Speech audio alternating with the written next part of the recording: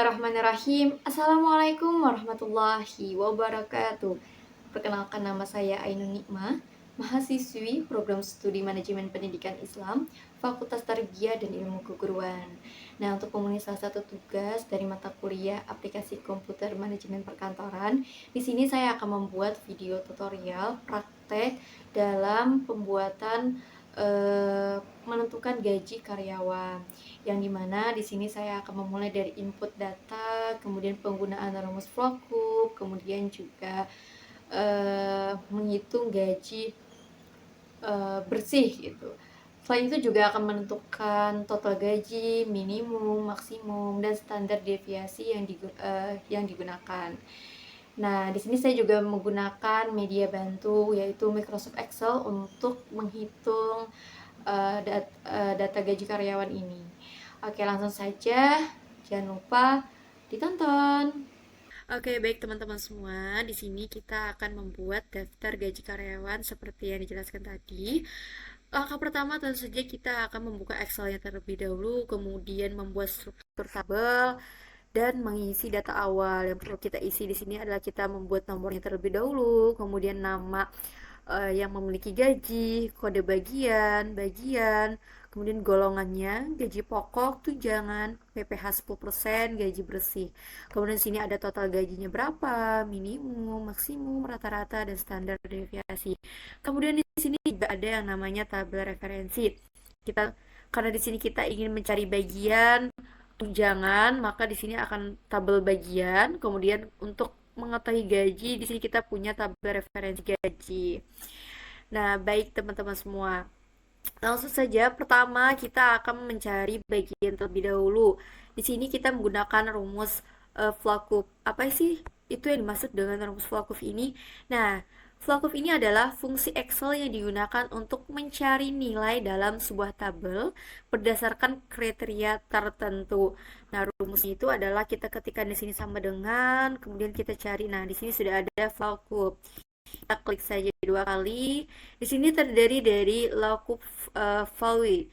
Itu adalah nilai yang ingin dicari. Misal kita kan ingin menentukan ADM ini, maka kita klik kolom di sini, kemudian instruksinya di situ tambahkan titik 2, kemudian kita tambahkan tabel array-nya. Tabel array ini adalah tabel referensi tempat data itu dicari. Karena sini kita sudah membuat tabel referensinya, maka kita blok saja ini. Nah, kemudian kita tambahkan lagi tanda titik 2, kemudian kita karena kita di sini ingin menentukan bagian pada tabel bagian di tabel referensi ini, bagian berada di kolom kedua, makanya kita akan tambahkan angka 2. Nah, kemudian kita klik false. Nah, false ini adalah fungsinya untuk agar data yang kita masukkan itu tetap tidak berubah-berubah gitu. Nah, misalnya ya, kita tutup tanda ini, juga jangan lupa untuk menambahkan angka dolar di sini supaya oh ya, maaf kalau untuk yang false tadi itu kita untuk mencari nilai yang sama gitu ya. Nah, kalau yang tanda dolar ini supaya seterusnya itu tidak berubah ketika kita klik di kolom selanjutnya. Kita tambahkan tanda dolar ini, kemudian oke, kita klik enter. Maka hasilnya di sini sesuai ya dengan tabel referensi bahwa kode bagian ADM ini itu keterangannya adalah administrasi. Nah, selanjutnya tinggal kita tarik saja ke bawah, maka hasilnya sudah muncul. Inilah fungsi dari uh, tanda dolar tersebut gitu, supaya ketika kita tarik ini hasilnya itu tetap gitu, tidak berubah. Nah, kemudian untuk menentukan tunjangan itu sama, kita tetap menggunakan rumus VLOOKUP yang tadi. Nah, kita di sini kita ketikkan lagi rumus yang tadi. Kita masukkan datanya, ketik di sini, kemudian tambahkan ini, kita blok lagi tabel bagiannya.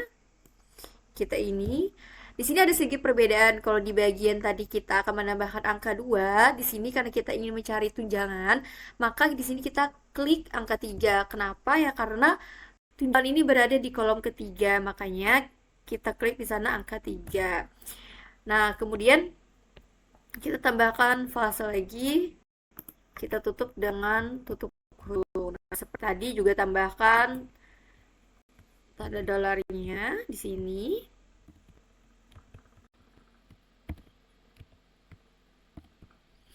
Kita enter. Nah, makanya hasilnya sama dengan ini. Tinggal kita tarik ke bawah.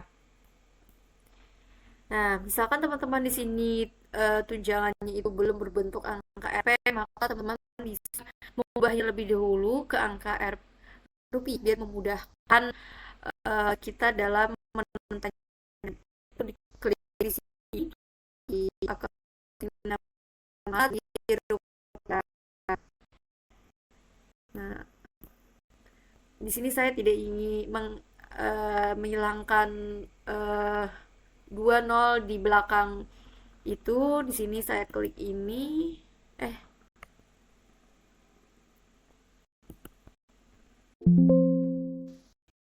klik ini tadi dia masuk ke more accounting mat. Nah, karena saya tidak mau menambahkan tanda di belakang 20 itu saya kurangi saja. Nah, seperti ini jadi seperti ini. Nah, maka hasil tunjangan ini sesuai dengan yang ini tadi, sesuai dengan kode ADM-nya, maka hasilnya akan seperti ini, teman-teman semua. Kemudian, ketika kita ingin membuat gaji pokok lagi, nah ini sebenarnya sama saja rumusnya seperti yang tadi kita masukkan ini, kemudian fokus ya, kita klik di golongan yang ini, kemudian kita instruksinya tanda titik koma ini, kemudian kita blok tabel referensi sebelah sini ya, tabel gaji kita blok, kemudian kita kasihkan ini, dan karena kita ingin menentukan gaji pokok terletak di kolom kedua, maka kita tambahkan angka 2, dan jangan lupa tambahkan mencari nilai yang sama. Nah, jangan lupa juga tambahkan dolar.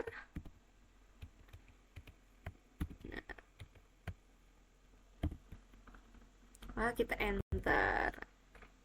Selanjutnya tinggal kita tarik ke bawah.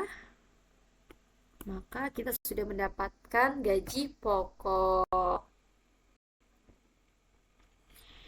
Oke, selanjutnya kita menentukan PPh 10%. Nah, kalau PPh ini dihitung berdasarkan dari total gaji karyawan dengan tunjangan ditambah tunjangan yang didapatkannya. Jadi, misal kita sama dengan PPh-nya itu sama dengan 10% ya. Kita masukkan 10%, kemudian dikali kemudian di dalam buka kurung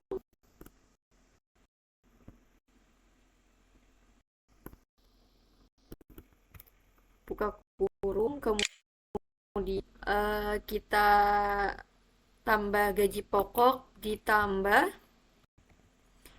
tunjangan. Nah, makasihnya adalah seperti itu. Iya. Mari kita dapat PPh dari gaji pokok dan tunjangan. Jadi rumusnya itu adalah sama dengan PPh 10% dikali dalam kurung gaji pokok ditambah tunjangan. Tinggal kita tarik ke bawah. Nah, kemudian bagaimana cara kita menghitung gaji bersih? Nah, menghitung gaji bersih ini berarti gaji bersih yang kita dapatkan.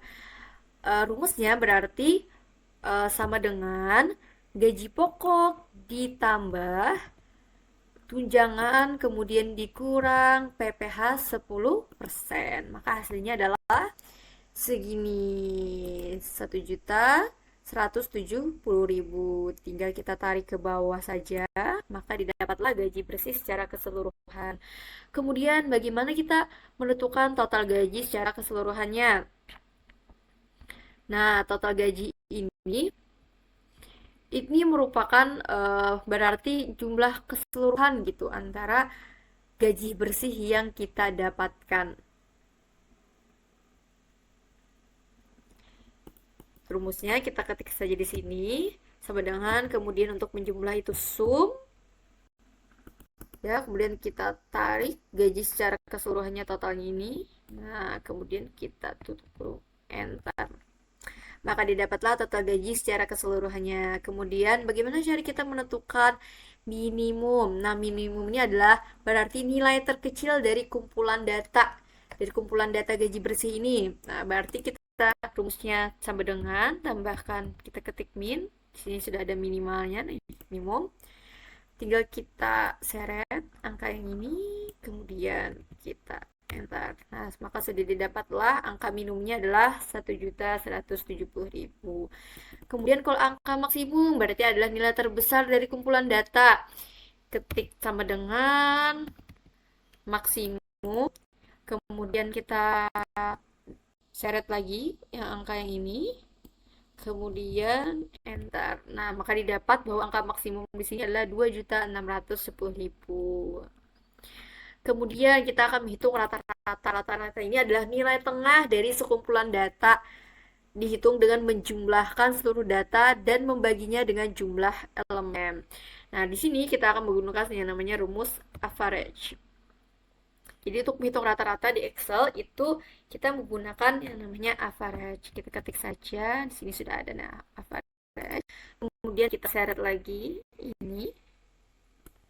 Nah, kemudian maka didapatlah rata-ratanya adalah 1.755.000.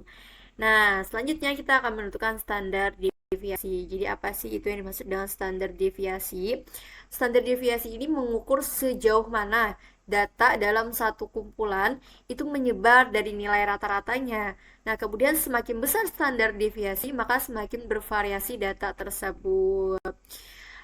Dan sekedar informasi, ketika kita di sini klik aja ya untuk menentukan standar deviasi, itu rumusnya ini. Kemudian, nah, di sini ada standar deviasi population sama standar deviasi sampel.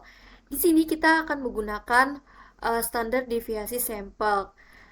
uh, Intermezzo dulu terlebih dahulu, kenapa apa perbedaan dari standar deviasi population dengan sampel. Kalau population itu berarti digunakan jika data itu dianalisis mencakup seluruh populasi yang ada. Kalau sampel berarti dia adalah jika data itu hanya merupakan sampel dari populasi yang lebih besar. Jadi sampel ini bagian dari populasi yang digunakan, lebih sedikit gitu jumlahnya. Nah, dalam kasus perhitungan gaji karyawan, data yang kita analisis ini biasanya hanya sampai sampel dari keseluruhan populasi perusahaan gitu misalnya ya. Nah, terutama jika jumlah data kecil dan tidak mencakup seluruh pegawai. Jadi ibaratnya ini hanya perwakilannya saja. Jadi makanya di sini kita akan menggunakan rumus standar deviasi sampel. Kita tinggal klik ini, kemudian kita tambahkan ini, kita syarat ya. Kemudian kita klik enter. Maka didapatlah standar deviasinya sebanyak Rp473.570.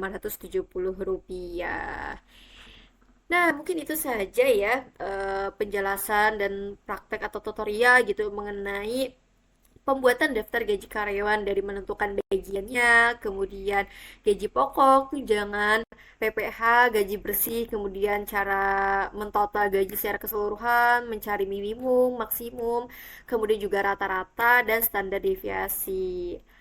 Nah, mungkin itu saja yang dapat saya jelaskan, Pak. Kurang lebihnya mohon dimaafkan. Saya tutup. Wabillahi taufiq wal hidayah. Wassalamualaikum warahmatullahi wabarakatuh.